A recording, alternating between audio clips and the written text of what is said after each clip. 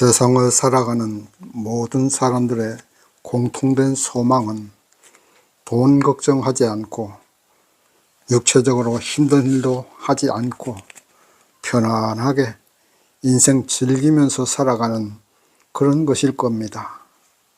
그래서 부모들은 누구나 자신의 아들, 딸들은 고생하지 않고 살아갈 수 있도록 그렇게 하기 위해서 못 먹고 못 입어도, 그리고 못 배웠어도 우리 자식들만큼은 잘 먹고 잘 살고 그렇게 하기 위해서 공부를 시켰습니다. 그리고 할 수만 있으면 재산도 물려주려고 노력합니다. 그러나 인생이 그렇게 단순하지 않습니다. 아무리 공부를 많이 시키고 박사가 되고 좋은 대기업에 취직이 되고 재산을 물려주어도 고생이 없는 것이 아닙니다. 우리네 인생이라는 것이 고난과 고생을 포함하고 있기 때문입니다. 다시 말씀드리면 고생과 고난 없는 인생은 존재하지도 않고 성립할 수도 없다는 겁니다. 인생 자체가 고난을 포함하고 행복도 포함하고 눈물과 기쁨도 포함하고 있는 것입니다. 그렇다면 우리가 고난을 당할 때 어떻게 해야 하겠습니까? 바로 여기에 대한 해답이 오늘 본문에 기록되어 있습니다. 특히 베드로는 믿음의 성도가 세상에서 고난을 만났을 때 어떻게 해야 할 것인가에 대해서 말씀하고 있는 것이 오늘 본문 말씀입니다.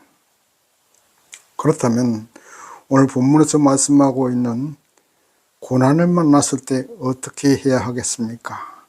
그 해답의 첫 번째는 예수님의 마음으로 갑옷을 입어야 한다는 것입니다.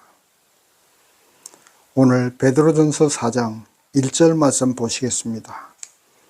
그리스도께서 이미 육체의 고난을 받으셨으니 너희도 같은 마음으로 갑옷을 입으라. 이는 육체의 고난을 받은 자가 죄를 그쳤음이니. 아멘.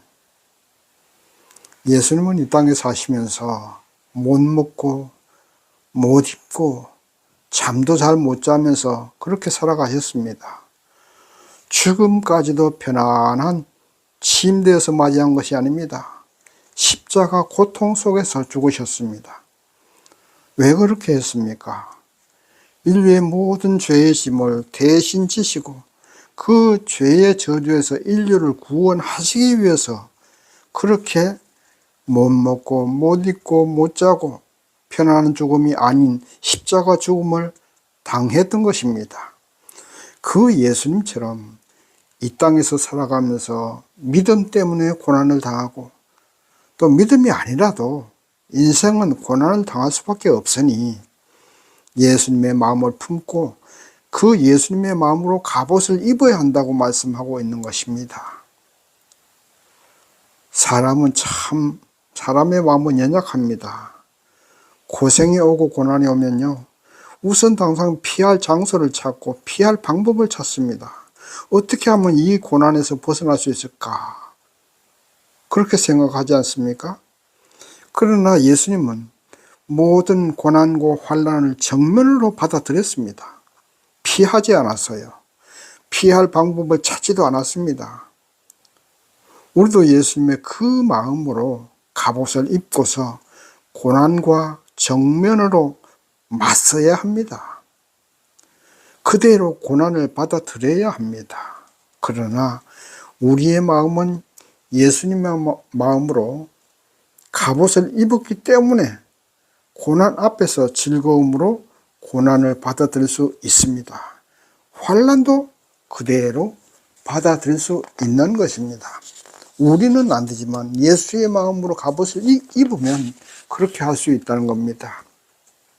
왜냐하면 이 고난이 값 없는 고난이 아니기 때문입니다. 내가 받는 이 고난이 천국을 보장하고 내가 받는 이 고생이 장래의 영광을 약속하기 때문입니다. 세상 사람들은 모두 다 공짜 좋아합니다.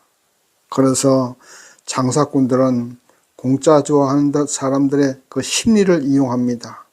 하나 사면 하나를 덤으로 준다거나 보험을 가입하면 서비스로 가전제품을 주기도 합니다.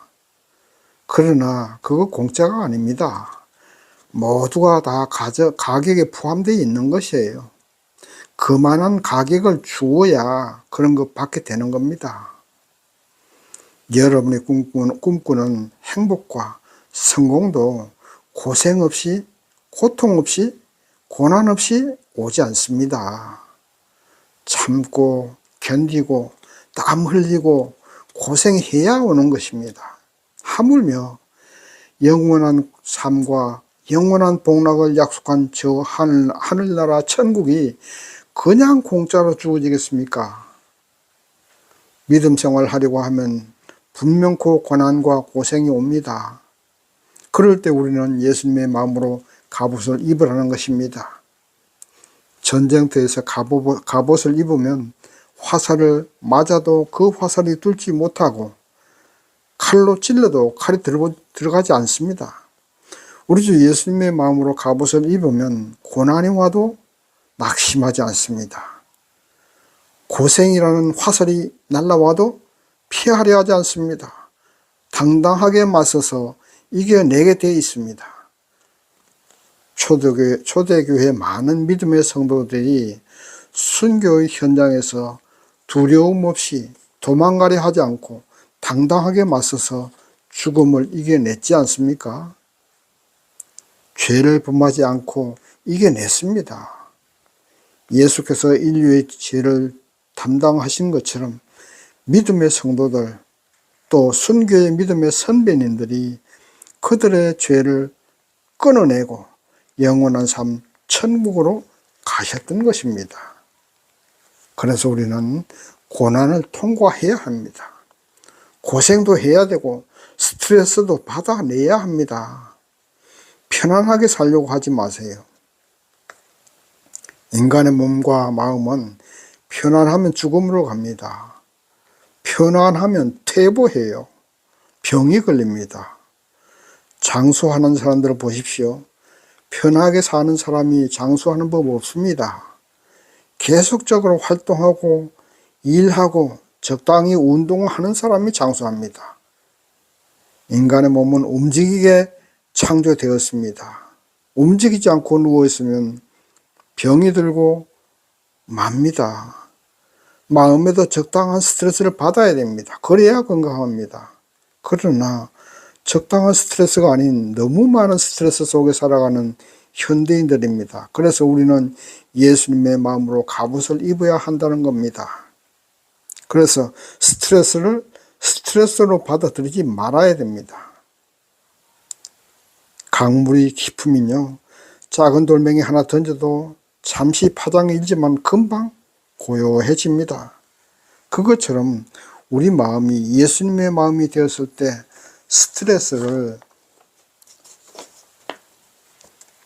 그 스트레스라는 돌멩이가 날아와도 잠시 흔들릴 뿐 다시 고요해지게 됩니다. 스트레스 없는 세상 없고 스트레스 없는 인생 없습니다. 문제는 우리 마음에 예수의 마음으로 갑옷을 입어서 스트레스를 크게 받지 않고 잠시 흔들리고 잠시 마음의 동요가 있다 해도 금방 그 스트레스를 이겨내야 하고 또 이겨낼 수 있는 것입니다. 고생과 고난, 스트레스가 없는 세상 없습니다. 그런 스트레스가 많은 세상을 믿음으로 인한 환난이 모두 다 예수님의 마음이라는 갑옷을 입으시고 넉넉하게 이겨내야 되는 것입니다. 그것이 오늘 베드로가 말씀하고 있는 환난을 만났을 때 고난 앞에서 우리가 해야 할 첫 번째 방법입니다. 두 번째 방법은 뭡니까? 변화된 생활로 모든 사람을 사랑하고 섬겨야 됩니다. 오늘 베드로전서 4장 11절 말씀 보시겠습니다. 만일 누가 말하려면 하나님의 말씀을 하는 것 같이 하고, 누가 봉사하려면 하나님의 공급하시는 힘으로 하는 것 같이 하라. 이는 범사에 예수 그리스도로 말미암아 하나님이 영광을 받으시게 하려 함이니 그에게 영광과 권능이 세세에 무궁토록 있느니라. 아멘. 이제 우리 믿음의 성도님들이 예수님의 마음이라는 갑옷을 입고 무장을 했으면 사단의 공격을 방어만 하는 것이 아니라 더 적극적으로 공격적으로 예수님의 성품을 닮아가야 합니다. 예수님의 마음이라는 갑옷을 입었다면 옛사람의 성품도 버려야 됩니다. 옛사람의 성품이 어떤 것입니까? 오늘 본문 말씀 2절 이하에 쭉 기록되어 있죠. 더러운 생각, 정욕, 음란, 술취함, 방탕, 연락, 우상숭배, 이런 것이 바로 옛사람의 성품입니다. 정욕은 더러운 생각으로 가득 차서 겉으로 보이지는 않지만 죄의 마음이 가득 들어있어서 그 결과물로 나오는 것이 음란, 술취함, 방탕입니다. 방탕한 것은 뭐냐 하면 술에 취해서 비틀비틀 대면서 거리를 헤매고 다니는 걸 말하는 거예요. 그런 사람 많이 보셨죠? 비틀비틀 대면서 노래하고 지나가는 사람에게 시비 걸고, 그게 바로 방탕입니다. 또 연락은 뭐냐 하면 술에 취해 잔치하는 것을 말합니다. 결국 극한 방탕에 이르게 되는 겁니다. 극한 방탕이란 뭐냐 하면 흘러 넘치는 것을 말해요. 술주정이 흘러 넘치는 것이 극한 방탕입니다. 바로 이런 옛 모습을 버리고 예수의 인격으로 변화되어야 하는 겁니다. 사람들은 고난과 슬픔을 이겨내려고 술을 마시고 방탕하고 잊으려고 노력합니다. 그래서 마약을 하기도 합니다. 또 담배로 달려보려고 뻐끔뻐끔 담배 피워봅니다. 또 어떤 사람은 경마장에 가고, 그래서 그 경마에 집중해서 스트레스를 잊어보려고 합니다. 그렇게 해서 고난에서 도망가려 하고 고난을 피하려 하고 스트레스를 풀어보려 합니다. 그러나 그렇게 한다고 해서 고난이 우리에게서 도망가지 않습니다. 스트레스가 물러가지 않아요. 점점 더 깊은 죄의 수렁으로 빠져들게 되고 마침내 가정도 파탄나고 인생도 파탄나고 생명마저 사단에게 팔아버리고 맙니다. 이러한 옛 생활을 버리라는 겁니다. 고난과 슬픔과 스트레스를 피하려 하고 도망가려 하고 숨으려 하지 마세요.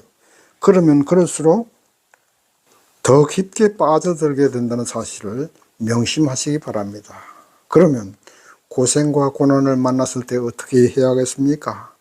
적극적으로 남을 사랑하고 섬기고 기도해야 됩니다. 그것이 고난과 역경과 스트레스를 이겨내는 비결입니다. 아이고 목사님, 내 코가 석자인데 어떻게 남을 도와줍니까? 내가 남에게 도움을 받아야 할 입장인데 어떻게 남을 섬깁니까? 기도도 마음이 편해야 기도가 나오지요. 당장 마음속에 온갖 걱정 근심이 고무풍선처럼 가득 차 있는데 기도가 나옵니까? 이렇게 말할 수 있습니다. 그리고 그 마음도 이해합니다. 그러나 고난과 환난을 이겨내려면 남을 먼저 보십시오.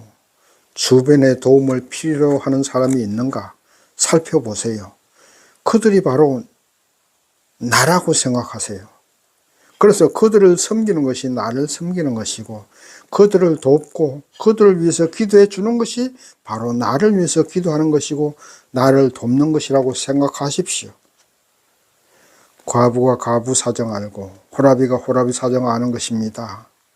내가 환난 가운데 있으니 환난 당하는 사람의 입장을 더 잘 이해할 수 있잖아요. 그래서 그들을 섬기고 그들을 위해서 기도하고 그들을 위해서 봉사하십시오. 그리하면 하나님은 우리의 문제를 해결해 주실 것이고 우리에게 닥친 고난과 환난도 물러가게 해 주실 겁니다.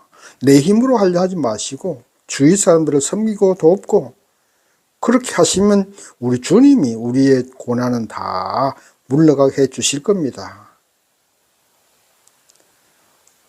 그래서 우리는 작은 예수가 되어 가는 겁니다.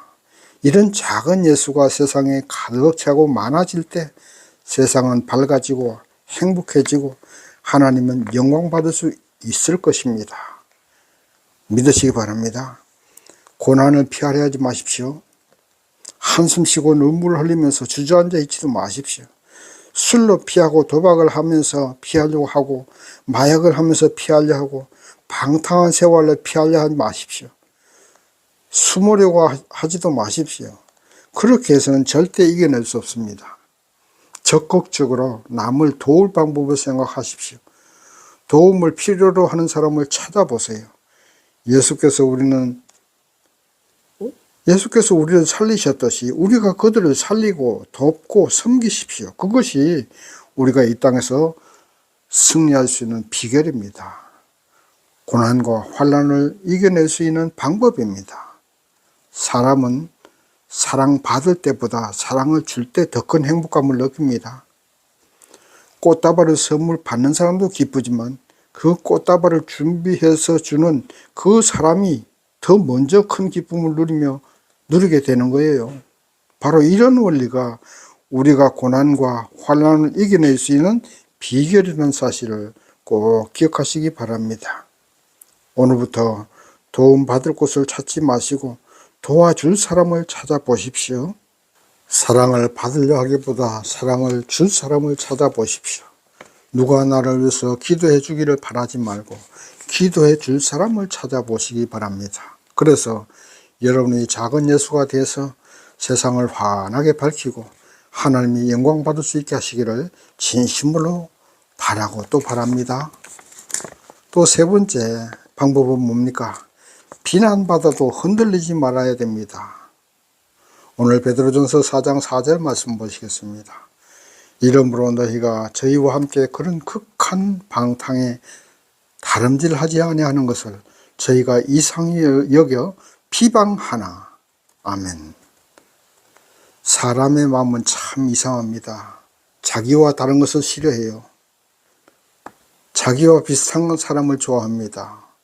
술도 먹고 때로는 노래방 가서 노래하고 여자들하고 어울리기도 하고 거리를 헤매고 다니기도 해야 너 정말 좋은 친구야. 우리 앞으로도 자주 만나서 즐기자. 이렇게 합니다. 그런데 그렇게 살아가던 사람이 갑자기 예수 믿고 나서부터 술도 딱 끊고 예전과는 전혀 다른 삶을 살아가면 그냥 그대로 두지 않습니다. 비방합니다. 따돌림합니다. 친구를 안 하려고 합니다. 야, 너 혼자 예수 믿냐? 다른 사람은 예수 믿어도 그렇게 유별나게 안 믿더라 하고 비방합니다. 이러한 비방과 따돌림, 그런 것에 흔들리지 마십시오. 어차피 우리는 세상에 살고 있지만 세상과 분리된 성도입니다. 물과 기름이 혼합되지 않는 것처럼 세상에 살고 있지만 세상과 어울릴 수 없는 것이 성도고 죄와 어울릴 수 없는 것이 성도의 삶입니다. 인생이 그렇게 길지 않습니다. 100세 인생이라 하지만 사람이 활동할 수 있는 삶의 길이는 얼마 되지 않습니다. 그 짧은 인생 동안 세상의 비난에서 흔들리거나 불시험 당한다고 두려워하지 마십시오. 믿음 생활을 하려면 어차피 겪어야 할 하나의 과정입니다. 비난받고 또 믿음을 지키려고 순교의 각오를 해야 하는 것입니다. 그런 것을 이상하게 생각하지 마십시오.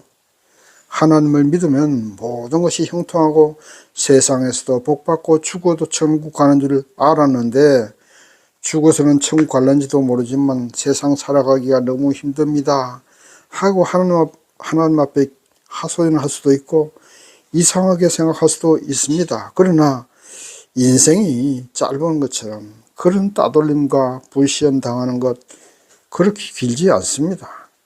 짧은 인생 살면서 그래 할 수만 있으면 사랑을 베풀어야 됩니다. 자기를 사랑해주고 섬겨주는 사람, 싫다 하는 사람 별로 없습니다. 부담스럽다고 하는 사람도 있긴 하지요. 그렇게 부담스럽게 하는 것은 역효과를 낳을 수도 있으니 지혜롭게 사랑을 베풀고 섬기고 도와주는 것을 생활화해야 됩니다. 본문 말씀 8절 말씀 보면 서로 대접하기를 원망 없이 하라고 했습니다. 이 말은 내가 대접을 해주면 그걸 알아주고 거기에 대해 감사를 한다거나 뭐 반응이 있어야 되는데 그런 것이 없다고 원망하지 말라는 것입니다. 상대에게 대가를 바라지 말고 사랑을 베풀고 대접하고 기도해 주라는 것입니다.